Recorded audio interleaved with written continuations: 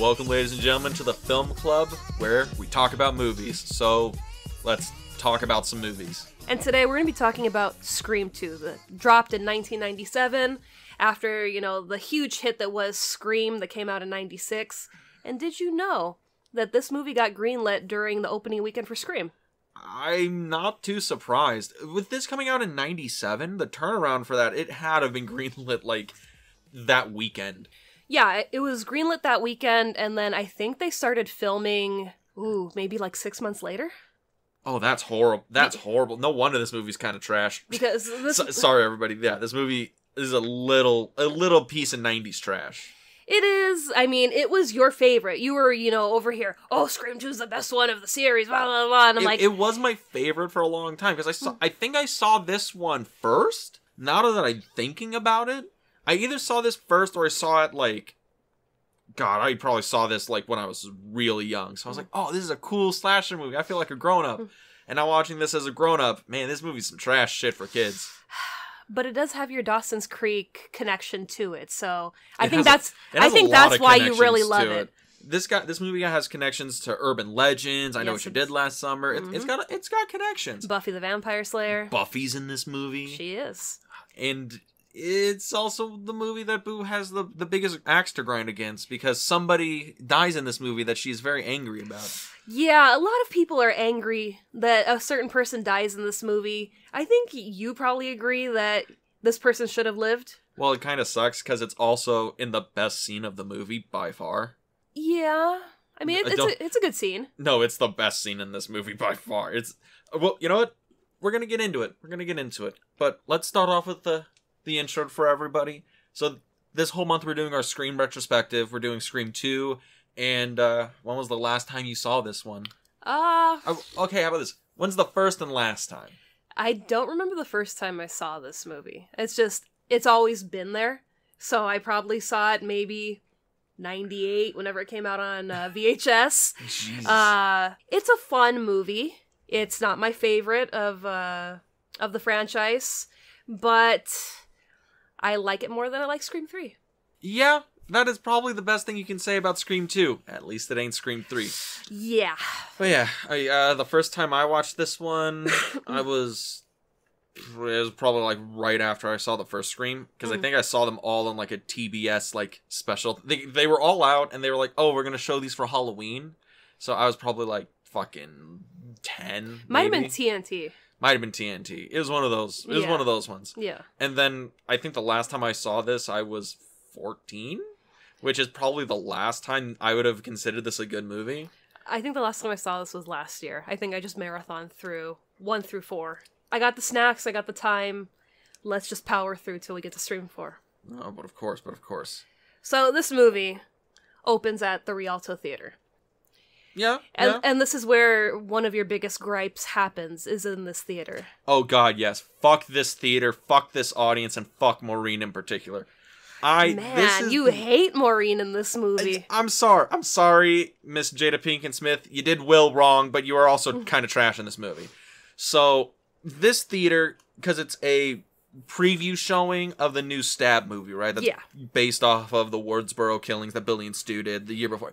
It's the meta call where it's we're going to show you the first movie inside this movie that's inside of a movie. It's a taco inside of a taco. Which, leads into a chain reaction where the Scream movies after this start with that, opening sequence of a movie within a movie. Yeah. Which is kind of cool. It's kind of different way of approaching a movie. Well, also, it's kind of funny because I think it's Wes Craven's idea of, I'm going to show everybody what a bad slasher movie looks like, because I'm going to be real with you, the Stab movie looks like fucking trash. Yeah. And also, I started, writing down the cast list as it was going by to figure out who's in this movie, or who's in that movie, so we'll get to that later. But, fuck Maureen, because they go to the theater, and her boyfriend Phil, played by Omar Epps, who I love, he's great in a lot of movies, and he's like, I got these tickets, it's gonna be great, we're gonna see this horror movie, it's gonna be so much fun, and she's like, I want to see the Sandra Bullock movie. And fuck you, I don't want to see your stupid movie. And he's like, I really want to see this. And I'm like, you're the worst date ever. You gotta have some love for Sandy B. Yeah, Miss Congeniality was a long time ago. Hey, that new Netflix movie that she's in, That's a really good movie. Which movie?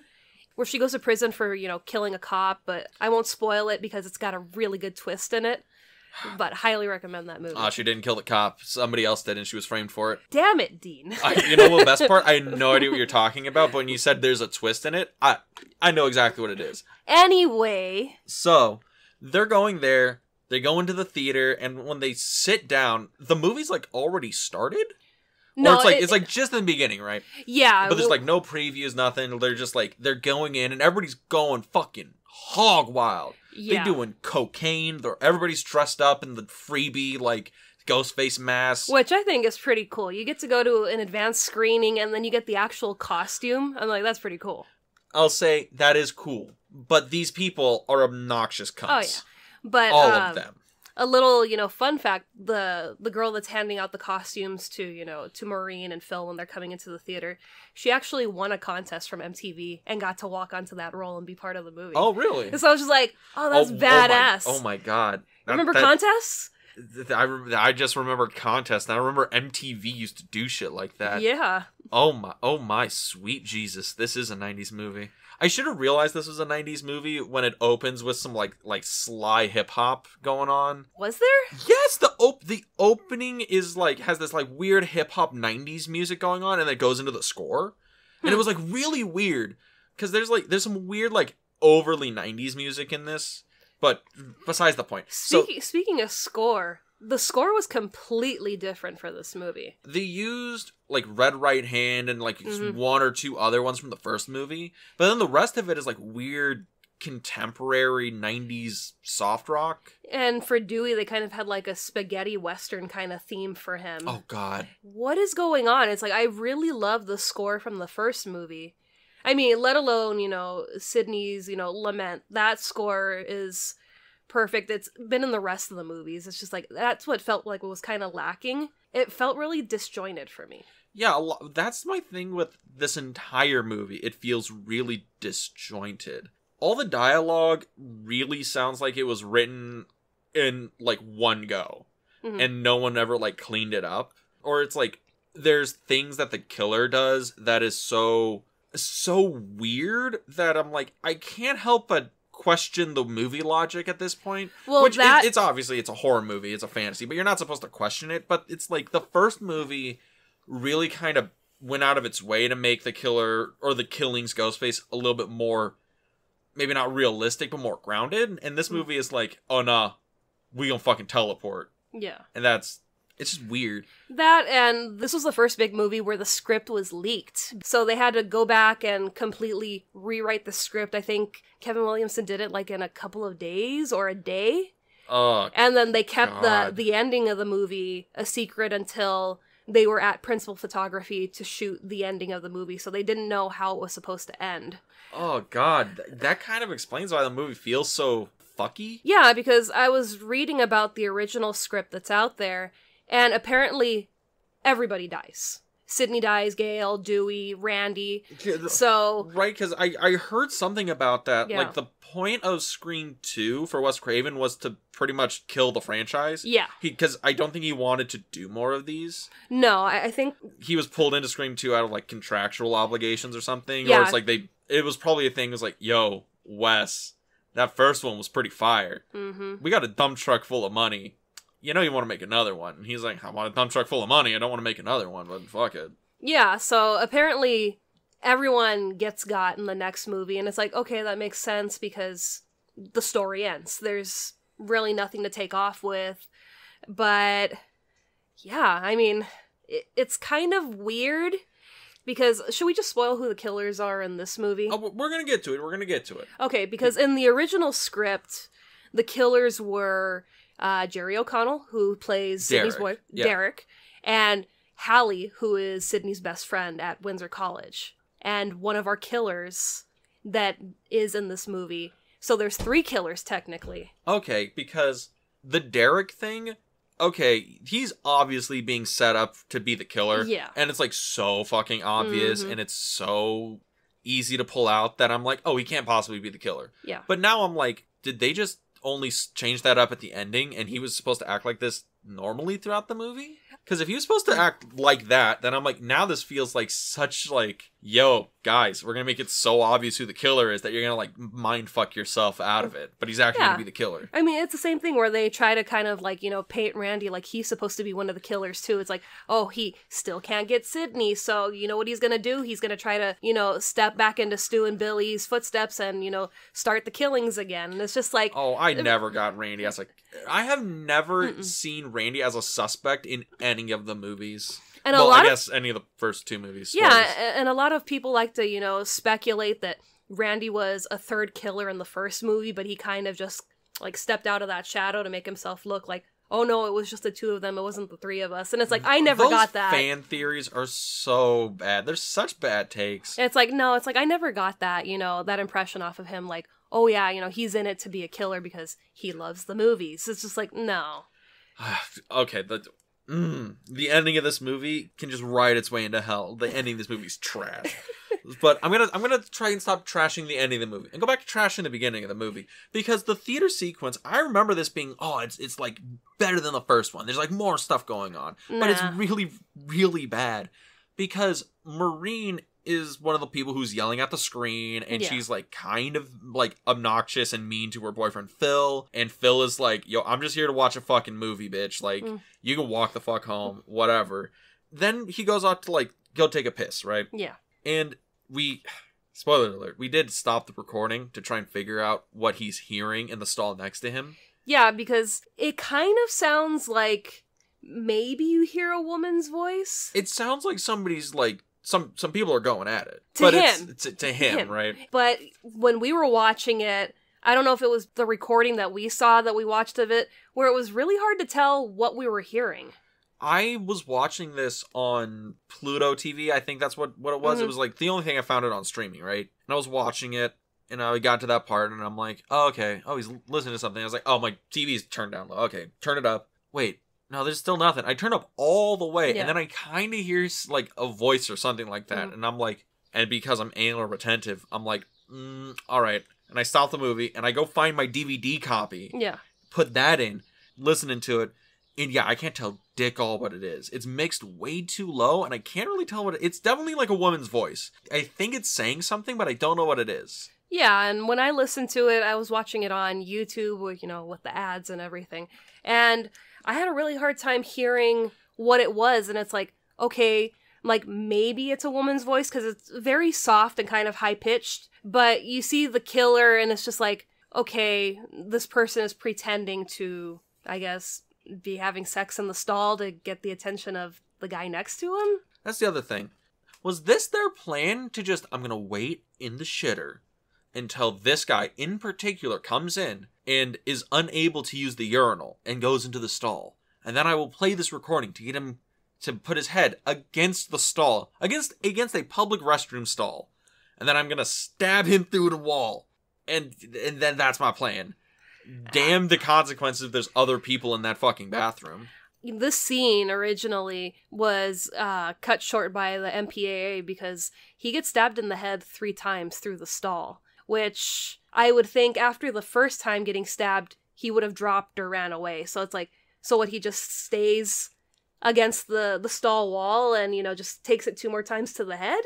Yeah, because the killer's not like, doesn't like reach over and grab his head and pushes it against the thing. No, he just leans against it and then, you know, boom, stabs through it. It's one of the kills where it's like, oh man, that's like a cool, gory, like, you know, that's a jump scare, good kill, whatever. But like in any semblance of logical context, it's like, that shouldn't have killed him. And also, why the fuck is he dumb enough to do that? Also, again, it's another one of those Dean logic tornadoes that spirals down into oblivion. That, and also, you know, why did he pick him? Because he, you know, he gets into his clothes, he changes into the victim's clothes, and then goes out and sits next to the victim's girlfriend. So he had to have picked these people ahead of time. Yeah, or at least he had to have some idea of, like, okay, I'm going to get these 2 people, and I'm just going to kind of wing it when I'm at the theater. And then when he, like, okay, I'm sorry, I'm going to do that a lot. He sits down, he's wearing the leather jacket, Maureen's like, oh my god, and, like, falls onto him, right? Yeah. Because she's, like, scared of something on the screen, right? And I'm like, you're a grown-ass woman, there's nothing scary in this horror movie.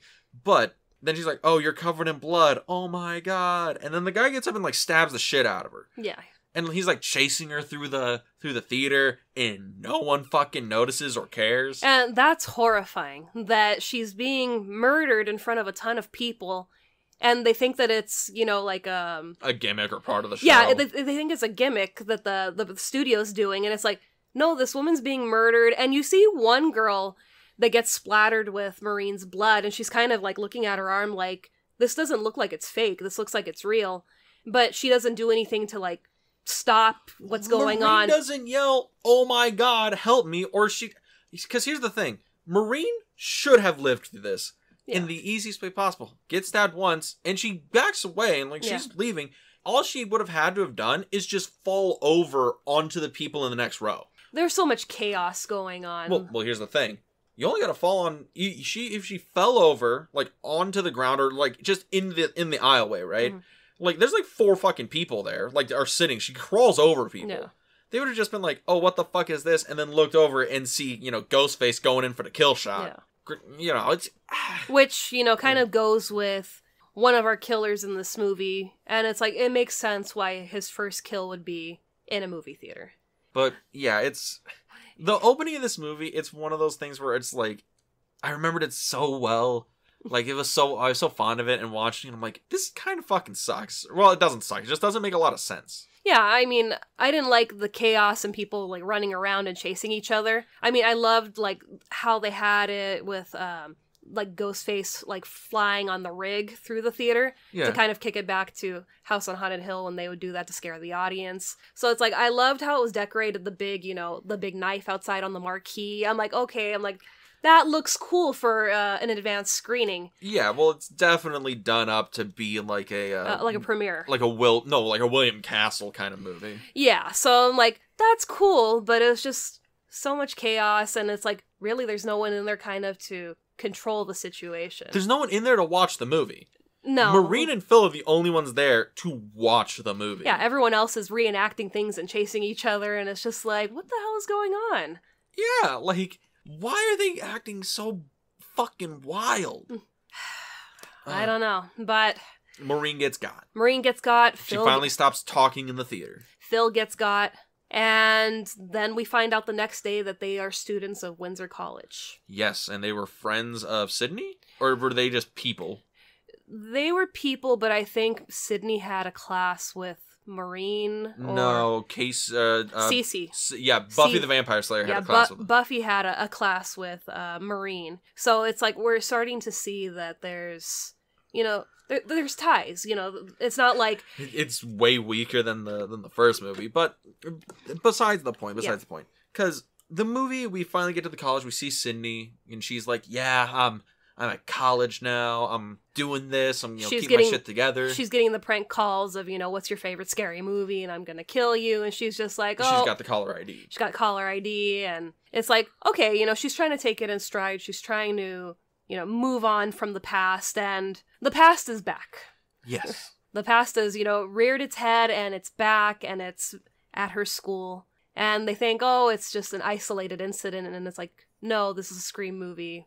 It is very much not. Well, that's the thing, because in the context of the movie, yeah, there's a stabbing at the movie theater, right? Yeah. 2 people got killed. Yeah. But this might just because I'm a jaded person in the year of our Lord 2022. 2022. Yeah, in the year of our Lord 2022. But I'm like, people get stabbed at the movie theater all the time. Would you think it's a serial killer, or would you think it's some like some asshole shanks some people? Well, let's see. The movie is called Stab. Yes. And it's about a series of murders, and 2 people are dead. No, I would think that it's a copycat killer that's on the loose. Honey, we got people stabbing each other in Elmo Goes to Grinchland, all right? Or at least in the theater. Never seen it. Really? Yes. Oh, it's very nice. It's a very nice little kids movie. It's also got Elmo in it. And Inigo Montoya, but whatever. I'll take your word for it. But back to the point. Yes. So, she's at college, she's getting that caller ID, Star 69, and whatever. And then we find out what Randy's doing, and he's in, film school, right? Yeah. I've been in film school. Yes. I went to film theory classes. That's the class he's taking right now. Yeah, it ain't nearly this good. And that's when you get your Dawson's Creek crossover. because they have Joshua Jackson, who was in Dawson's Creek, and I'm like, oh my god, Dean Who is the probably... fuck is Joshua Jackson? It figures you're only a Vanderbeek fan, so... Only Vanderbeek, Vanderbeek, only my the boy. Beak. Only the Beak, He's the one that him and Randy kind of go back and forth about movie quotes, where he quotes aliens. Yeah, now, okay, I know what you're talking about now, because I thought you were talking about Timothy Olyphant, and I'm like, wait a minute. No. Love Timothy Olyphant. But yeah, so... They're in the movie, or they're in the class, and they're just talking about the movie they're in, right? Like, it's super meta. It's Meta 101. Yeah, and they're talking about how cinema doesn't create this violence, this is reality, and it's just... art versus reality, he does art influence and make people violent, or violent people just using art. It's the thing. It's the age-old argument that just goes around and around into circles. Yeah. Here's the thing about this. They get into a conversation about sequels in particular, right? Yeah. And they're just like, oh, all sequels are shit. There's no sequel that's better than the original. Yeah. And one of them is like Terminator 2. T2, way better than Terminator. And Randy is on the side of, no, the original's always better. And he's like, Terminator, though, it's iconic. Sarah Connor? Yes. But I'm like, Randy, my boy, Terminator 2 is great. It is way better than Terminator. I will die on this hill. I enjoyed T2 as well. But this is where the conversation kind of moves from this random classmate over to Mickey, who's played by Timothy Olyphant. And they're kind of just, him and Randy are going back and forth of, he's like, oh, The Godfather 2. And Randy's kind of like, he's like, I can't really say anything because, The Godfather 2 is an amazing sequel. Nah, Godfather 1's way better. See, that one I'm like way more ready to argue for. But Terminator's where they got me. But we start to see the two film buffs go head to head, and we see a little bit of tension. Yeah, there's some tension weird there. Sexual tension. Not sexual tension. No, they're definitely gonna bang later in the movie. I don't think so, but you could see that they're like friendly, but there's something a little off. Kind of. I've always looked at it as like, oh, it's like a rivalry, right? It's a rivalry, but in this movie with Mickey, you could always tell that he's thinking of something conniving or that he's the killer. No. He always has that look on his face that's just like, oh, God. He just always has that shit-eating grin. And I think that's nothing to do with, like, the character of Mickey. I think that just has a thing where, I'm sorry, Timothy Olyphant, every time you smile, it looks like you just conned me out of my last paycheck. I'm sorry. But that is just the thing about this character of Mickey. This is going to be the theme throughout the movie, or throughout all the movies, right? Boo's going to sit there being like, so who's the bangable one in this Scream flick? No. Are you sure? I mean, you do have a bangable list of Scream actors. It's a really good cast. Right. So they're talking, and then the class is out or whatever. Yeah. And this is where I realized Randy has fallen from grace. Is it the accent?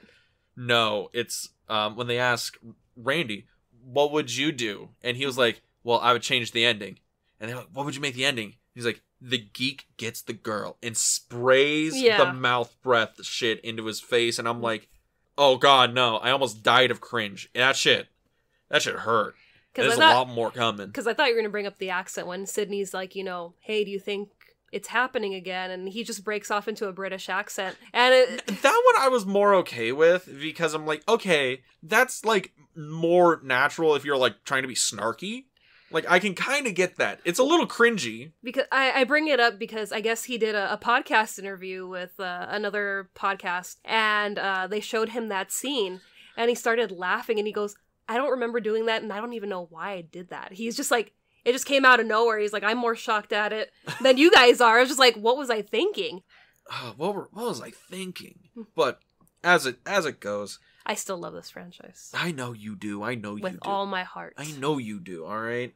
But after that, Randy and Sid meet, and they're like, oh, shit's gonna happen. And then we finally meet Derek. Yes. The D-Rick. This dick. Derek. Who is gonna be a doctor. He is part of a frat. Of course he's part of a frat. And it's just like, he's supposed to be like the all-American perfect guy, and Randy's just like, I completely loathe him. Yeah. He's played by Jerry O'Connell. Jerry O'Connell, okay. Because I recognized him because he was one of those actors that was in a bunch of movies in the, like, 90s, early 2000s. Yeah. I remember from, like, comedies, like Tomcat and shit. Which I think might have been his, like, only comedy he did. Kangaroo Jack. Oh, yeah, he was in Kangaroo Jack. Stand By Me. Well, that doesn't count. He was, like, 6. He wasn't 6. He was older than that, but still. But yeah, he was in Big Bang Theory. He's been in a lot of things. Oh, no, he's been in a lot of things. And also, everybody, don't if you've seen Kangaroo Jack and you remember it finally, don't go back. Don't go back. That shit, it's not the same. But whatever. So we meet Derek, and he is like, you know, all-American perfect boyfriend, right? Mm-hmm. And I was getting this thought in my head. I'm like, okay, well, how long has it been since the murders, right? Because it's never, I don't think it's stated in the movie. I think everything we know about, like, the time jump is people pull research. That is research. Like, people pull it from outside context. Yeah. But in the movie, I'm like, how long has Sid been out of the dating game? I don't know about you, Miss Boo, but if say your boyfriend, you know, went on a killing spree and tried to murder you, how long would you pull yourself out of the pool before you jumped back in? I'd be out of the pool for a long time. Long time? I mean, you really can't trust anybody. And that's kind of what happens in this movie, is that the killers kind of try to break that trust between Sydney and Derek. You kind of feel bad for Sydney, because it's like, she's had this killer boyfriend who tried to kill her, killed friends, killed her mother. Now it's kind of happening again, and it's like, ooh, you're a great guy with a possible great future. And it's happening again, and it's like, do I trust you? Do I just kill you right off the bat? What do I do? Oh my god. Just, Sydney's like, oh, this nice man over here is trying to buy me drinks and giving me, you know, nice compliments. I might have to cap his ass, though. He might be a serial killer. You never know. I mean, things progress when we get to the, what is it, the, not the frat party. It's the cocktail mixer for one of the pledge houses. Yeah. That Sydney and Hallie get invited to. And, of course, you know, the killer... Chaos ensues. The killer appears, and Derek goes running into the house to confront the killer. And that's when we kind of get, like, our ground, you know, level of, maybe he is one of the killers.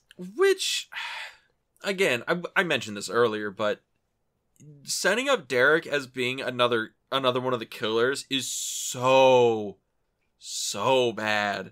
Because in this movie, it's like super obvious, right? Yeah. And that just screams to anybody who's paying attention, then he can't be the killer. Because if he's the killer, then it's stupid, because it's so easy to point out, so it's not a twist. Yeah, but I mean, it's kind of genius, because Mickey, I think it's Mickey or Randy, either one of them, they say, well, he goes in and he confronts the killer, and he gets stabbed or sliced on his forearm. Oh, must have been a lucky shot. Exactly, and they're kind of trying to paint it, you know, he's training to be a doctor, so of course he would know where to get wounded, where it's not really gonna, you know, be life-altering. And that's another thing, because we know Derek's not gonna be the killer. We also know Derek is not the killer, because we've seen the movie. Yes. Smart people, watch the movie. Yes. So, the person who is the killer, Ghostface, did they actually just it was just a lucky shot? And now they're like, oh, we can use this to frame Derek. Or were they like, yo, like, he a big motherfucker, so I just, like, sliced and diced and tried to run away? No, since we know who the killer is, it had to have been strategic. It was like... I don't think so. No, I think it was strategy. Okay, god damn it. Because this only makes sense if I guess we can probably spoil everybody to who the killers are. All right. Well, at least one of them, because the other one is complete utter bullshit. Fuck that other one. But Mickey is the killer. Yes. And Mickey with his camera, constantly recording people. We see him in one scene with the fucking camera. No, he's in a couple of scenes with the camera. No, he's in one scene. I counted. I went back and I counted. Okay, I trust you. He's in, like, one scene where he's, like, recording people, and then it's a thing where he disappears from the movie after Derek gets cut. Mm-hmm. He's not in the rest of the movie until the end. Which, fuck you, screenwriters and all that shit. Fuck you, Kevin Williamson in particular. But, okay, whatever. You're getting so salty. I'm trying to be vibrant for the audience. Yeah, but before Derek gets stabbed, we have the whole thing with Cece alone in her... It's a sorority house. A sorority house. Yeah, there you go. It's like a dorm room. I keep wanting to call them frat houses, and I'm like, no, I'm trying to think of the girls. So Cece is the sober sister who is ready to pick up people who, you know, can't drive themselves back to the house. I mean, you got to be able to trust Buffy. Yeah, you would think, you know, Buffy would be able to take on, you know, the killer. which I thought was genius. We have, Cece alone in the house, aka Buffy, and they start playing Nosferatu on the TV. Mm-hmm. And I was just like, yeah, we're getting our vampire reference in there. Was Buffy already on the air? Buffy was already on the air, so she was shooting both at the same time. Oh, okay. Eventually, Cece Buffy, meets her demise in this movie. But Sarah Michelle Gellar did that stunt. Yeah. She went over the side. She was kind of apprehensive because maybe three stories is pretty high. But since she had done, stunts for Buffy, Wes was like, you think you could, do this one? She's like, I'm kind of scared, but all right, I'll do it. So I'm like, that's pretty badass that she, did a 3-story fall. Oh, yeah. But scary, her being in the house alone. And it's just, you have this huge old house, tons of doors, tons of places to hide. She also knows somebody's in the house, like, right away. Yeah, and it's just, I just keep thinking, get out of the house. It's just like... I don't know why she didn't just, like, leave.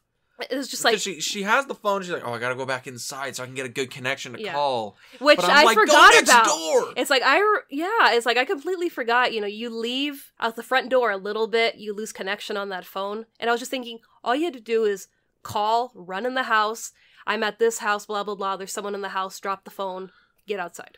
It could have been preventable. But this is where we kind of get into the conspiracy after Cece is killed, because they start, realizing it's not isolated. This is something much bigger. Yeah. And that's when they start, Dewey and Gale start working together to kind of piece this together, because the police there are kind of like, well, I guess we'll kind of throw a couple cops here and there to watch out over the kids. They're doing way more than that. They give Sydney a police detail. Like eventually, yeah. Yeah, well, okay. Give her the police detail, sure. But the big one is, like, Dewey Gale's there doing Gale things. Also, fuck Gale. And Dewey's there doing Dewey things. Protecting Sydney. Yeah, no, he's trying to bang Gale. He's just playing hard to get. He's heartbroken. No, he's playing hard to get. Dewey, he knows what he's doing. As he said himself, maybe my, slow wit and boyish charm is meant to lower people's expectations so I can move undetected in anybody's circles. And I'm like, oh my god, this dialogue is shit. And I immediately thought that's something that Dean would say. No, it is not. Yes. I am not that bad, okay? Mm-hmm. But here's the thing. I think Dewey gets the shortest end of the stick in terms of, like, dialogue. Yeah. Because David Arquette, I've seen him in, movies. He's a good actor. He's he's fine. But I'm like, man, it really sounds like all of Dewey's dialogue was like, that's words on the page. That's fine. Whatever. We'll figure it out later. And they just never figured it out. Yeah. Because all of his stuff sounds like kind of cringy. It always sounds like there's an extra phrase on the end of everything he says that's meant to be just a quip. Yeah. That's just not funny. I don't know. Yeah, and we see, the anger that he has towards Gale, and eventually they kind of soften towards each other because they've been through this horrific experience. There was real feelings part of that, so Gale kind of goes from bitchy reporter to, we got to figure out what's going on. Yeah. And that's when they start to, go through the conspiracy and kind of figure out, hey, this person is redoing the kills, and they're doing them in order because we have Maureen at the theater, her boyfriend Phil, whose last name is Steven. Casey Becker, Stevens, whatever. And Cece, they asked the police chief, well, is that her real name or is that a nickname? And he goes, oh, well, her name's Casey. And it's just like they're redoing the murders, so it's not random killings. It's but what the bullshit part of that is, though, is that they drop the gimmick as soon as that revelation happens. Yeah. So it's like, wait, so that's it? Like, we're not going to get a Fonzie guy killed? We're not going to... Nobody else? No Tatums, no nothing. But whatever. Because after this, it's pretty much just dialogue and, we're building up tension and... Yeah. The song and dance number happens. Yeah, that one you cannot defend as not being cringy. No, that was cringe. I don't think the movie needed it. I thought it was kind of weird that during the audition process, the people that were auditioning for Derek had to sing that song. Really? Yeah, and it... Wait. That was the thing that would have gotten you the role. Mm-hmm.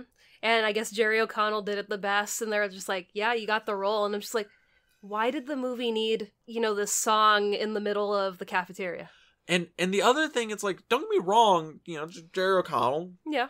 Good actor. Talented guy. Talented guy, but he's not like, he ain't a show-stopping singer. No, and it's not even a good rendition of the song. It's like, kind of, I guess the best way to describe it is like, kind of like a drunk frat boy kind of like sing-songy thing he's doing. Yeah. He's like jumping around. He's just trying to be like, loud and on key, but... Yeah.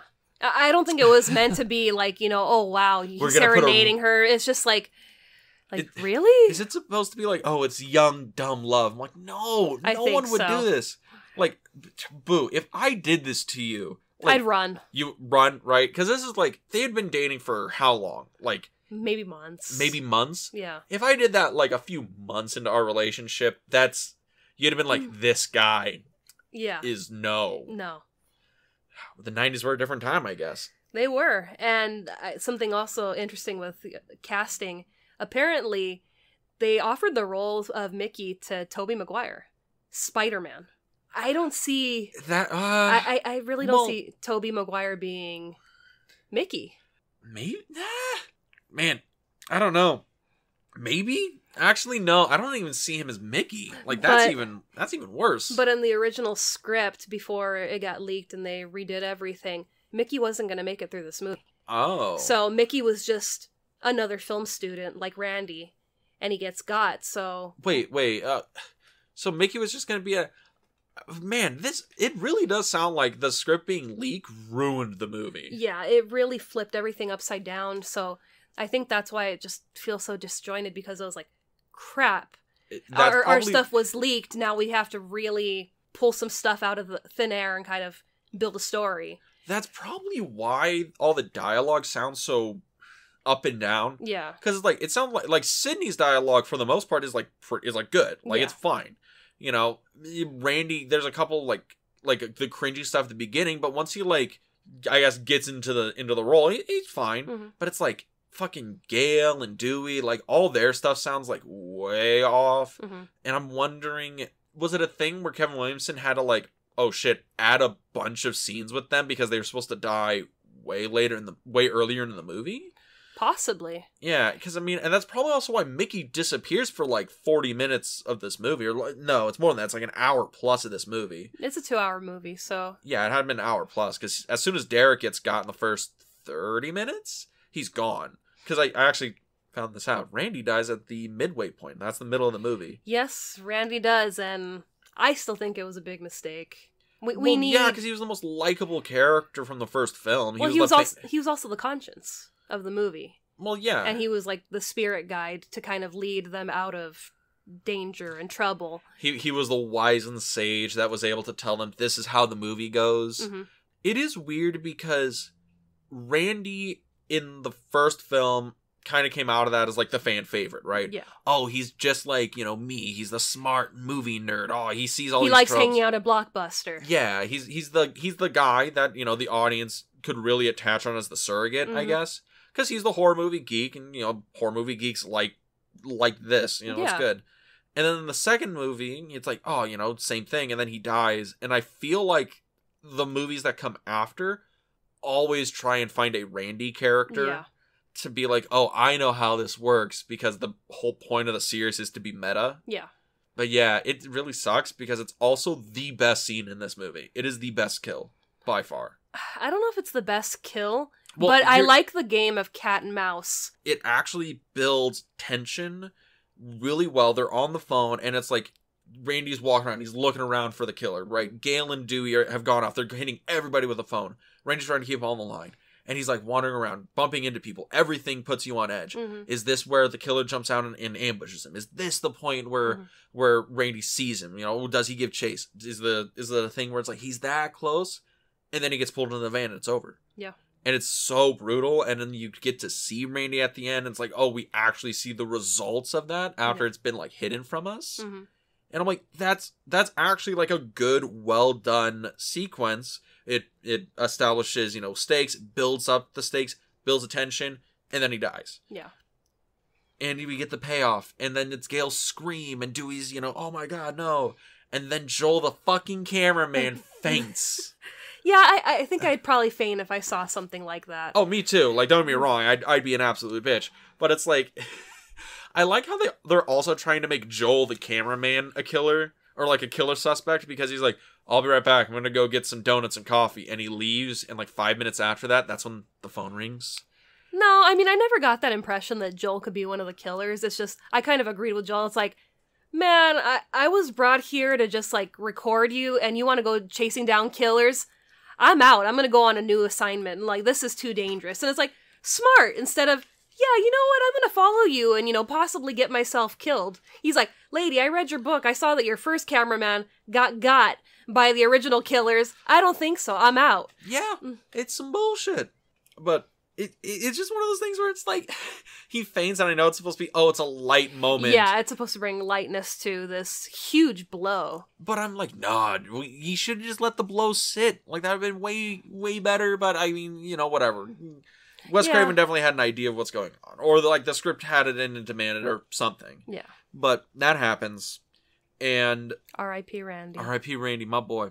And then I think after that, that's when Cotton and Sid have already met up to this point, right? Yeah, Gale, brings them up to... For the ambush interview, right? The ambush interview, and then this is where we see Sydney in the library, and she's getting direct messages that, you're gonna die tonight, blah, blah, blah. And that's when Cotton, makes his appearance because she's able to flag down her 2 details that are on her. Yeah. So they start, checking computers, and he's able to pull her to the side and say, you need to do this interview with me, you owe me. And he starts getting rough with her. And no. And that's when you start thinking... He don't get rough with her, all right? He doesn't put his hands on her. He's just, like, waving his hands. He's, like, talking to her, right? No, he puts his hands on her. He's not, like... No. Not, like, put his hands on her. It's, like, fuck you, bitch. You'll no, put me in it's prison like... for life. No, he grabs, like, her arm. Yeah. But it's to kind of give you that feeling of... Oh, yeah, he's dangerous or unhinged or whatever. He's unhinged, and he could be one of the killers. Sydney helped put him into prison... And it's like... She was like the sole reason he went to prison. So and also, Sydney, you owe this man, all right? You owe him big. He did a year of time because of you. He also slept with her mom, which was ew. But... Yeah. So we have that, and that's when they decide that they're going to put Sydney in, like, witness protection. Yeah. Because things are just going haywire, and they need to get her to safety. And this is where we get... the whole thing with the car. Oh my god. And we get the whole thing with the car, and parallel to that, like at the same time, we also get Dewey and Gale being attacked, right, at the classroom. They're being attacked, and then we also have Derek that's being taken by his frat brothers because he gave Sydney his frat letters or the necklace. Like a frat letter necklace or whatever. And I guess that's like a no-no in the frat, community or whatever. So they're like, okay, we got to... haze him, right? We gotta haze you, torture you for a couple of hours, which is really just a party where they're pouring beer down his boxers. Yeah, they're like, we're gonna tie you up, we're gonna get blasted, and we're gonna spray beer and, like, humiliate you or whatever. And read the rules back to you. And it's just like, so you have a whole bunch of things going on at once. Yeah, and this is definitely leading up to the end of the movie, the climax, right? The climax, right? Yeah. And, okay, do you want... Because the Derek thing, easy to just explain away. He gets kidnapped by his frat bros, and he gets tied up in the theater. Yeah. That's all that happens with him. And what we didn't mention earlier is that Sydney, I guess, has joined the theater program. And everything ends in the theater, and we get to see Sydney on stage portraying Cassandra in The Fall of Troy. Yes. And... in the worst possible scene for her to be doing, because it's the one where everyone's chasing her with fucking knives. But I thought that scene was kind of well done, the choreography, where... you have everybody in masks, and they're going after her with knives. And you see the Ghostface killer just, like, popping in and out. That one was good. Yeah, I really enjoyed that sequence. Because you were so in Sydney's point of view, and you weren't sure if he was really there or if it was her. And you feel just like her, where it's like, did I really see that, or am I imagining that? And the choreographer that, choreographed that entire scene, he was the one that was Ghostface, so he knew when to pull back and go in, and I was just like the best part Yeah. Of having, like, these masks on, like, everyone. Because then you don't have to have, like, oh, we'll have to train a bunch of these actors. Like, no, we got dancers and, like, choreographers to really do it. Yeah. It works so well. Yeah, and I mean, you don't really expect that scene when you're going into this movie, because it's like, we're going into, like, a stage production, and, you know, eventually the movie ends in the theater, and we kind of have her portraying this scene again, but as herself instead of Cassandra. Yeah. And, like, the whole theater thing, it's actually going to be it's a thing where it builds up to a really good ending sequence, but it's also, like, the ending as a whole doesn't work for reason, but Derek gets tied up to the star or whatever in the theater. Yeah, he's tied up to a part of the set, which is kind of genius, because then you use him as leverage, and... Yeah. But Dewey and Gale, they're like, we got some videotapes now, and we can go through and we can try and find the killer. He might have been following us around, right? Also, how hard is it to find a VCR in the 90s? How hard is it to find a VCR on campus where you don't have to... Also, they're in Ohio, right? Dewey has a hotel room somewhere. Yeah, you just go back to the hotel. Yeah, unless his hotel doesn't have a VCR. They got HBO? And it's like, Gale, you work as a newscaster. Go to the news van. Well, no, there's no news van because Randy was killed in the news van. And Joel said, he's like, they impounded my van. It's destroyed, blah, blah, blah, this. So there's no news van that they could go to and watch the tape. So here's the thing right there. So they had enough logic. We're going to remove the news van, so we have to get them inside the building, right? And they're going to be forced to go into this classroom. But here's the thing. The owner of the classroom, right? Mm-hmm. And they're, like, put on the tape, and they're like, oh, they start getting hot and heavy, and then, oh, the other monitor in the classroom turns on, right? Yeah. And they see, it's like, oh, Ghostface is up in the projection room. Like, go get him. And they go, and Dewey goes up to catch him, right? And Gale's down there. Even before that, the footage that starts to play, you have footage from the theater where they follow the first two victims. You have the footage of Randy being stalked outside, you know. Yeah, stalked, and you have Casey. You have it, and it's like, oh, it's all the killer stuff, right? Yeah. Which foreshadows Mickey, if you remember him with his camera in the one scene he was in with his camera. So Dewey goes up there, right? And Gale's standing by the table, hands on the table, right? And she's like looking around. Obviously, Dewey goes up there. The killer's gone. Where did he go? And then the killer teleports from underneath the table. Yeah. How did he get there? He was always there. How was he always there and he was also up in the because there's two killers in this movie. Here's the thing. There's not two killers in that room. Because we have the killer chasing Sydney because it's happening at the same time. Yeah. So there's so if there's only two killers, there's one chasing Sydney in the car, and there's one at the classroom. So there can't be two in the classroom. Or was this at the same time that Sydney was packing up and leaving the school? No, it's not, because Sydney already left when Derek got kidnapped. Derek gets kidnapped right after she leaves. Right after that, and right after that scene, that's when we have Gale and Dewey going to search. It's either like right there, like maybe a second or two before. Also, I guess for the context, so I can prove my point, the other killer is Debbie Salt. Debbie Salt, who is reporter at large. Reporter who keeps harassing Gale. And, once we hit the climax, it's not Debbie Salt. It is Mrs. Loomis. Which, fuck this movie in particular. I thought it was a good twist. No, it's not, because it's not set up at all throughout the entirety of the movie. I mean, can I believe that she would be strong enough to be, the other killer? No, but if she's batshit crazy, which it seems like, because once they have their grand reveal... No, her being batshit crazy, her being grand reveal, whatever, that I don't give a fuck about. Her being Mrs. Loomis is bullshit. Because if you watch this, that's the thing. So, I'm dropping the notes. Oh god, here we go. I call this a fuck you mystery. Because you can't solve the mystery. Right? You can't solve the mystery on your own without the writer revealing everything to you at the end. Yeah. That's a bad mystery. Like, that's why it's like good mysteries like Sherlock Holmes, things like that. They set up and they give you all the details. Everything's laid out for you. If you're as smart as like the detective, you can solve it, right? Yeah. And in the fiction, they're like, oh, all the things you've seen, now we're going to lay it out for you in the right order, and now we're just going to explain this is what the answer was. But if you were smart paying attention, you could have gotten to it yourself. It's like The Sixth Sense. They do that. If you're paying attention, you're putting all the little dots together, you can solve the mystery and the twist, and it makes perfect sense. But this twist doesn't make sense. But you could have solved it because she was at every crime scene, and even when Cece's killed, she comes right out from behind the news van and she tells Gale, "Oh, you just barely got here? I've been here." Here's the thing. But why is she Mrs. Loomis? To tie it back to the beginning. Because Mickey could be a fan of, Billy and Stu, but to have someone that has motive, his mother who is scorned and angry. Okay. So, Mickey's motive is zero. He has no motive. No, he's just a crazy bastard. Right?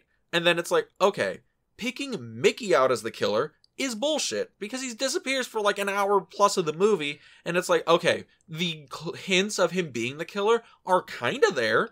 They're strong. Yeah, you're able to tell that he is one of the killers. Right. But I think it's a great twist because she's the last person that you expect. Because she's a non-character. Exactly, and that's why it makes sense. It makes sense that Gale doesn't recognize her, and Sydney does, and she tells her, well, I don't remember her looking like that. She goes, well, yeah, she lost like 60 pounds and she got a lot of work done. So that's another thing.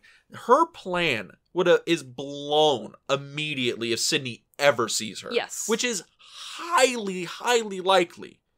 And beyond that, it's the thing where, okay, Mickey, he has no motive unless Debbie Salt has a motive because she's pulling the strings, right? Yeah. But we can't discern a motive from the narrative of the film without knowing that she's Mrs. Loomis from the outset. If we know Mrs. Loomis, okay, then that gives her motive. But since we don't know her motive and then it's revealed, oh, I was the other killer. And the reason is because of this. And it's like, you could not have solved that mystery and discerned that I was the killer and my reasonings behind it unless I explained it to you. They didn't want you to solve it. Why the fuck not? You could have solved it in the first one. Yeah, in the first one, but in this one, they're like, okay, we really have to make it difficult to solve. And it's like, how did they meet? They met on an internet fucking serial killer site. Yeah, and it's like, fuck this movie. So it shows that, they met on 4chan.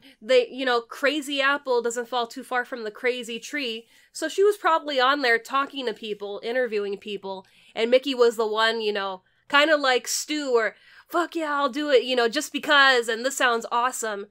And even when he's giving his monologue of why he's doing this, and he's like, I'm doing this to go to trial because trials are the huge thing right now. And Randy brings it up earlier, OJ, all the other killers, the OJ Manson, yeah, Ted Bundy, Dahmer, all of them. Yeah, he brings up, all the high-profile court cases, and Mickey's like, I'm in it for the court cases because it's going to make me famous, and I'm going to blame it on the movies because no one's ever done it before. So it's like, and I'm like, that's some bullshit, and so it's like, it's another person that's trying to get famous for being a killer and just being a fan of movies. But, okay, the climax of this movie, I got so many fucking issues with. Oh my sweet baby Jesus! But before we get to that, the car scene, right? Yeah. Because that's probably one of the other more like tense and interesting moments, but it only works on the pretext that Sydney's really dumb. How does it make her dumb? I mean, she's in the back of this patrol car with Haley. Here's the thing. Back of the patrol car with Haley, they're driving out, and then they get ambushed by the killer who was on foot and was able to keep up with a Lincoln Continental for however long. And was able to hop on the hood of it and hang on and not fall off. Yeah, and also was able to punch through the window, stab one of the officers, fling himself up and over like it's a Dukes of Hazzard episodes in time to be able to disarm the other police officer. Well, not disarm, incapacitate. Yeah. Get into the car to drive off, and then the cop... Look, alright, I know this is a weird political point of the film, but that is a justifiable shoot if I've ever seen one. This killer has not only killed your partner, is now has 2 hostages in the backseat of your squad car, and and he gives him enough time to turn the car over, put it in gear, and run your ass down, and you hang on. And I know he doesn't shoot because if he shoots, he can move his head and he could shoot either Sydney or Haley in the backseat of the patrol car. Yeah, but if not, he's gonna run your ass off the fucking hood and kill him anyway. And, eventually the cop meets his demise in one of the most horrific and gory ways. Yeah, that's definitely the Jason kill where it's like super gory and kind of over the top, but it's and that's what Randy says about sequels is that they feel the need to be 100 times more gory and more, carnage candy, baby. Carnage candy and body count. And that's what we get in this movie. We get a lot more kills. There's a lot more gore in this movie compared to the first movie. A lot more blood, yeah. Yeah. So, this crash where they kill the second officer knocks out Ghostface. Yes. And the girls are stuck in the back because it's a patrol car and it doesn't unlock from the back. So, and here's the thing. Sydney's smart enough to be able to get out of the patrol car by going up into the front seat, by tearing out the cage or whatever. Yeah, the cage. And is able to, she gets over, Ghostface is right there. He's either unconscious, dead, or paralyzed. Or playing possum. Or playing possum, all that stuff. Airbags didn't deploy because this is the 90s. Yeah. Fuck airbags. And because of the way they crashed on a construction site. She's not able to open the passenger door, so she's got to crawl over Ghostface to get out of the car. Yeah, and as she's crawling over, she's like, oh god, this is so scary. And then she falls on the horn, right? Yeah. And it's super loud, and she's like, oh god. And the guy doesn't even move, doesn't even flinch. And I'm like, okay. Sydney, he's down for the count. Mm-hmm. So she gets up and over. Haley comes out and gets up and over. And Sydney has the moment as like, I'm going to take his mask off and see who he is. And then, like, she's like, nah, we'll just run away. I'm like, but what? Why? That would be my thinking. I would, rip the mask off and then run. And Haley's just, the other thing, it's like, okay, you don't know if he's dead or not, right? Yeah. There's probably a knife on the floor in there, or like grab the officer's gun, or like grab a blunt object and just club him over the head until you're sure. Yeah. Like the movie's over at this point. Yeah. Like it's done. But it's not because they make it so Sydney's dumb.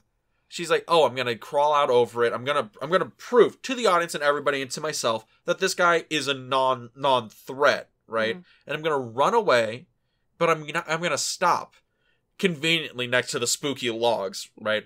And then she's like, wait, I got to go back. And, second thought, I'm going to go back and see who it is. I can't leave. And I'm like, okay, you had your opportunity, but second chance is fine. Yeah. Runs back, and now the killer's disappeared again. Yeah. Not only disappeared from full unconsciousness, crawled out of a window without either of them hearing or seeing him, loops all the way around to the spooky logs, comes out and kills Haley. Yep. And now I'm like, Mickey, my man, you should be working for, like, military testing site because you're the most durable human being on the planet. That, and Haley was also kind of his girl. I think so, yeah. So it's just like, was that just in the plan, or was it just kind of like, you know what, you might be able to ID me, so I gotta take you out? Maybe. But, and that's the other thing where I'm like, he fucking teleports. And, yeah. And granted, I can really see in this movie why... Because you said at the beginning this was supposed to be 3 killers, right? Yeah. Okay, it was supposed to be... Derek, Haley, and Mrs. Loomis. Okay. Mrs. Loomis, basically being the puppeteer, and the other 2 are doing her dirty work for her. Yeah, and I can see these kills were definitely designed in mind with 3 killers. Mm-hmm. Like, definitely, like, Gale and Dewey's thing. Like, that one needed to, like, have 2 people. Yeah. In this one, I'm like, okay, this also needed to have, like, 2 people. I can kind of see it. You have one person. I mean, even in the original script, Mickey's killed by 2 killers. You see both Ghostface at the same time, apparently, when he dies. Okay. So, it's just a thing of, maybe it was kind of like a goof, where it's just... They didn't clean that part up of the script, or they didn't... It was, in all honesty, I'm being nitpicky as fuck. I acknowledge that. But it's one of those things where I'm like, I could tell... there was something instrumentally wrong when they changed the scenes or changed the rest of the film, but they probably didn't change the kill scenes. No, because with Randy, when he gets killed, apparently you're able to tell that a woman killed him because I guess on his hand he has lipstick on his fingers. Yeah. So it's like there was, evidence there, but when things are happening so fast, it's like you don't really pick it up on the first run. Yeah, but here's the thing. With that in mind, the fact that Derek's not the killer, where I'm like, okay, that makes sense because Derek being the killer is just like, is bad. Yeah. But like Mickey they put Sydney back in that same position at the end of the first movie where she's going into the house and you have Stu and Randy and they're like, I'm not the killer, he's the killer, you have to trust me. And they're doing it again to her. And she kind of, doesn't trust Derek for a split second. And Mickey's like, well, you should have trusted him. And he shoots him in the chest. Yeah. And kills him. And, like, that's the thing. Like, Derek not being the killer makes sense because it's, like, so obvious that it's like, okay, now you're just being the first movie again. Yeah. And then it's like, okay, Haley not being the killer, that's fine because she's taking, like, the Tatum role in this film. And I'm like, okay, I can see, like, she could have gone either way. Yeah. Like, that would have been, like, whatever. But, like, trying to figure out why she would be a killer is, like, not there. So I can see, like, they probably cleaned all that shit out of the movie. Yeah, because I really don't see how you would connect it to her being a killer. At least in this version. Yeah. And then with Mickey taking Leo with the killer role, it's like, you can kind of see it just because he's a little creepy? I mean, Timothy Olyphant does a good job of switching from, okay, I'm gonna act like a normal college student to, no, I'm batshit crazy and I'm just doing this for kicks. Well, he does that at the end of the movie. Yeah. But, like, beforehand, when we actually see him and we're like, okay, is he the guy or not? Mm-hmm. And it's like, well, now he has to be the guy. He's the only named character that's still in the movie that's not dead. Yeah. And then, like Mrs. Prescott, like, I've already gone on my tirade for that. But here's the thing. Mrs. Loomis. Mrs. Loomis. But here's, like, the thing that I was talking about with that scene in particular, with Sydney in the car. It only works if Sid's dumb. The movie is over at that point. Sydney has the upper hand. She can do whatever she wants to this killer, take the mask off, find out who it is, call the cops, game's over. But you still have the second killer with Gail. She doesn't know that. There's no way Sydney knows that there's another killer. No. But if she knows who that person is, calls the cops, that person gets caught, or whatever happens, they get interrogated, they're going to find out. If it's Mickey, he's going to tell them. If he tells, whatever. Or he may want to be the star. And that's why when he's doing his monologue at the end where, it's going to be a huge court case and I'm going to be famous. And Mrs. Loomis says, there's going to be no court case. And she shoots him and kills him. And I'm like, God damn it, Mrs. Loomis. Okay. And she's picking up from where her son left off and kind of goofed where he should have killed Stu to be, the sole survivor. Here's the other thing. I was talking about why that car scene didn't work because it requires Cindy to be dumb. This climax only works because Mrs. Loomis is a fucking idiot. Okay? Because she shoots Mickey before they have dealt with the other girls. Yeah. They haven't killed Gail. They haven't killed Dewey. Well, I mean... okay, no. Dewey should be dead. The fact that Dewey lives at the end of this movie, no. He should be dead. And that's probably why they're not worried about him because, we stabbed him 2 or 3 times in the back. He's coughed up blood and has been soaking in it for a minute. It's like he's, not going to be able to do anything. He's going to slowly die. So, and it's, Gail gets shot and they figure, we probably killed her. So now it's my opportunity to go after Sydney on my own. Or Mrs. Loomis kills Mickey. Yeah. Shoots Gail. Mickey, down for the count. Gail, down for the count. Mm-hmm. All she knows, she's won, she's over, and now she's monologuing to Sydney. And she's telling her the whole plan. Mm-hmm. And, like, gun to Sydney's head. Mm-hmm. And I'm like, why haven't you killed her? The game is over. Because it's, the typical killer where they have to give this huge monologue and it's just like, this is why you're not going to win the game because you have to give a big speech. It's the James Bond villain bullshit, right? And then... like, no, Mr. Blonde, I expect you to die after I explain my big monologue-y plan. Yeah, and because Do you know I'm a Shakespearean actor? It gives enough time for Cotton to appear.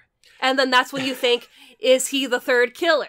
And then it's like Cotton shows up, and I'm like, oh shit, we got a Cotton in the house, let's go. And I'm like, wait a goddamn minute here, Cotton Weary. Where the fuck you been? Mm-hmm. How did you know they were in here? And he's holding him at gunpoint, right? Because I guess we should point out that Sydney, with gun to her head, is able to get away from crazy Mrs. Loomis. Oh, yeah, because she's a part of the theater program, so she's, doing, you know, multiple things with the ropes and closing things and dropping things. This is the most unrealistic theater I've ever seen in my life. So I'm like... Those rocks are made of styrofoam and spray paint. They ain't knocking anybody out. So we have that scene where she is trying to fight back. But we do get to see Cotton a little bit earlier after... He finds Dewey bleeding and he comes out to be like, Gale, what's going on? He's covered in blood. Yeah, so, you know, they're trying to set up the third killer a little bit early, and then he shows up when Mrs. Loomis is making her big speech. And then you get the whole negotiation of, you know, look, let me kill her and I'll make you a star. I can write this, I can write that. And you just see the conflict of, you know, the angel and the devil on the shoulder, and... He's just kind of sitting there, you know, well, we still got that Diane Sawyer, you know, interview offer on the table. Lined up, and she's like, consider it done. And then he shoots her. Yeah. But that's the thing. Cotton, you know, comes in, and it's like, oh, the conflicted character or whatever. But I'm like, you know, and you're there thinking, if he shot Sidney, he put him in prison for a year. Yeah. Like, you know, granted, it's not justifiable, blah, blah, blah. But, like, you're thinking in your head, you're like, oh, like, he could get his cake and eat it too. You know, save the day, but couldn't save Sidney. Or all that other stuff. Have you heard of a phrase called a dummy ending for a script? It's like the ending you put onto a script that's, like, not real and it's meant to, like, throw people off. Yeah, so... Game of Thrones did that all the fucking time. Yeah, so apparently in the original script when it was leaked, there was a dummy ending, and how I said that everyone dies. Apparently part of the dummy ending was that Sidney and Cotton were gonna fight to the death. And they do kill each other in this dummy ending. They die side by side, they shoot each other. And I guess that's one way to completely wipe the Woodsboro slate clean. Yeah. And I was just like, I know it's a dummy ending, it was never gonna happen, but I'm like, that would have been interesting because it gets tense in that scene. And you're not sure. It's like, is he gonna, you know, follow the devil on his shoulder and kill Sidney? Because he really, really wants to become a star. He sells it so well. Liev Schreiber is, like, the best actor in this movie for, like, the very little time he's on screen. He's got to be on screen maybe, 10 minutes in this movie? If that, and he's really good. Yeah. But, again, like, the ending of the movie, you know, they get the upper hand. Gale lives after being shot. And I like how she, right off the bat, knows, oh yeah, you know, the bullet ricocheted off my ribs. And it's just like, what? Also, no, honey. If the bullet ricocheted off your ribs, but, like, you can tell, that bullet went into your body, and it hit your ribs, and it broke something, you are not moving. You're done. Like, you're on the ground. You won't die. Benefit of the doubt. You're not moving. Yeah. Bullets hurt. Yes. Granted, this is a movie, and I love Predator, so life happens. But, you know, they're doing their thing. And Cotton's like, all right, I saved the day. But they help Gale out. Sidney is like, give me the gun, Cotton. He's like, oh, yeah, go ahead. It's fine. It's fine. Get your fingerprints all over that shit. I didn't shoot nobody. Yeah. And then... He was like, man, this is so surreal. This is like, so real. It's like, yeah, he's like, I just killed a woman. And you're expecting Mrs. Loomis to pop back up because... Fuck that jump scare in particular. I'm like... Billy did it. Mrs. Loomis has got to do it. But it's Mickey. And Mickey was shot a lot. She shot him like an LA cop. Didn't Sidney shoot him too? Wasn't it the two of them that kind of like shot him at the same time? Well, okay, at the beginning of the scene, right, when Mickey does the whole thing, he's like, I can't wait for the court case. Fuck yeah. Oh, King no, Kong ain't got nothing on me. And then Mrs. Loomis unloads a full clip into that bitch. That's right. She does. And then once he pops up underneath the rubble, he pops up like, you know, screaming and going nuts. Sidney and Gale both, you know, unload, you know, the clips into him. And it's just like, damn, Mickey. And like, you on PCP? It's Again. Mickey should be used for military testing. Survived that, like, gnarly car crash. Airbags? Fuck that. We got Mickey. Only he has a little cut on his head and is able to come up from full unconsciousness, sprint like a magnificent gazelle. Get back to campus. Kills Haley, is able to chase Sidney back to campus. Killed Derek. And is able to hold Sidney at bay until Mrs. Loomis shows up. And then he gets shot like 6 fucking times, goes down. Then he's like, all right, I'm going to play dead here. And then, all right, this is the opportune moment. And pops up and goes, arg. He literally pops up and goes, arg. Yeah. And then they fucking annihilate him. And I'm like, You had to shoot this man more than Tupac to drop this guy. Yeah, he was shot a lot, and then you're waiting for Mrs. Loomis. And it's like, and it Sydney doesn't... just caps her. Yeah, Sydney's like, you know what? Fuck it. Shoots her in the head, too. And it's just like, you know, technically, Cotton kills Mrs. Loomis. But Sydney, man, 2 for the Loomis family. Exactly. Straight to the dome. Look, like, Billy's dad's got to be scared every time Sydney comes around. He's like, you killed my son, and you killed my ex-wife? Yo, you're a little scary, girl. But he's the motherfucker. He's the motherfucker. But, so and then, the you know, ends. The movie ends, and the news reporters, of course, are outside of the campus, and they want to talk to Sydney, and she's like, you know, hey, Cotton's the real hero of the day. And he's kind of like, thank you, I'm finally getting my moment, and Sydney kind of just walks off. After we see that Gail's fine, and Dewey's alive. And... You know, Joel shows back up and he's like, come on, let's do it like the old days where, you know, you report and you're covered in blood.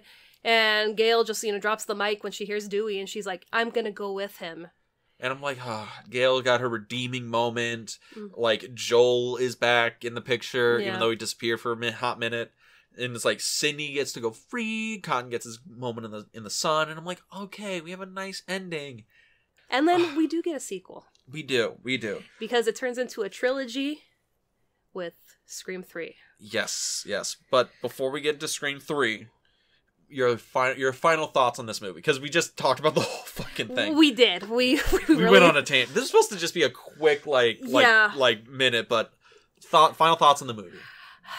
Not my favorite, but fun. And I know that you hate that Mrs. Loomis is one of the killers. It's such a fuck you mystery ending. But I love that twist because I didn't expect it. Mickey, right off the bat, I was able to tell he's one of the killers. And it was just, well, who's helping him? And it was just completely out of left field, even though it's kind of hard to believe that Mrs. Loomis, who's played by, oh my god, I can't think of her name right now. I am so sorry because I'm a fan of her. She was on Roseanne. She was Andy's mom from Toy Story. You just keep going. Big Bang Theory. She's Sheldon's mom. I'm scrolling through IMDb ultra slow. Laurie Metcalf. There we go. We did it. Thank you, Laurie. I love Laurie Metcalf. She's a great actress.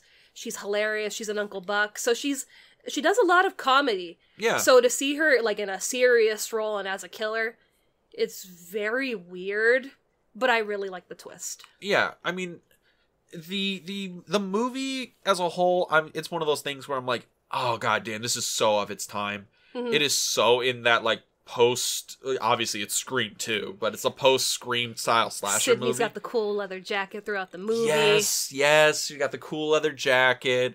Everybody is like ultra 90s. There's so much cringe. The dance sequence, the song singing I can't do.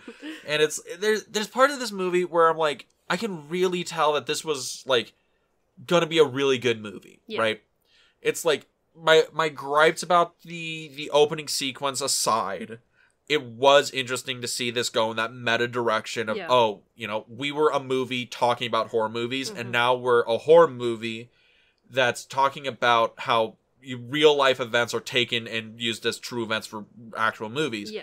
And it's like, oh, okay, that's a really interesting concept. Okay, I can see where it's going. And then it's like, we have Randy coming in, and he's doing the whole sequel, meta stuff. I'm like, it's always good to see Jamie Kennedy, chew the scenery a little bit. And, like, there's parts of this movie that are really good.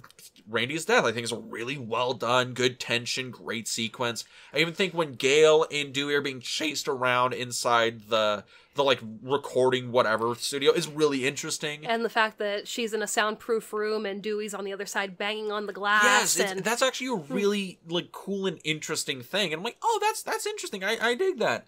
But it's the thing where it's like, so much of this movie is that 90s brand of cringe that's just hard to get past. And also, like, fuck that ending. Fuck that ending in particular. But overall, I know I shit on this movie a lot, but it's still... It's fun. It's fun. It is fun if you can just kind of write it. Mm-hmm. Like, I would still say, fucking 3.5 stars out of 5. No, that's too much. That's way too fucking much. 2.5 stars out of 5. Yeah. It's like, it's fine. It's real middle of the road. It's okay. This is the okay brand of Scream movies. But yeah.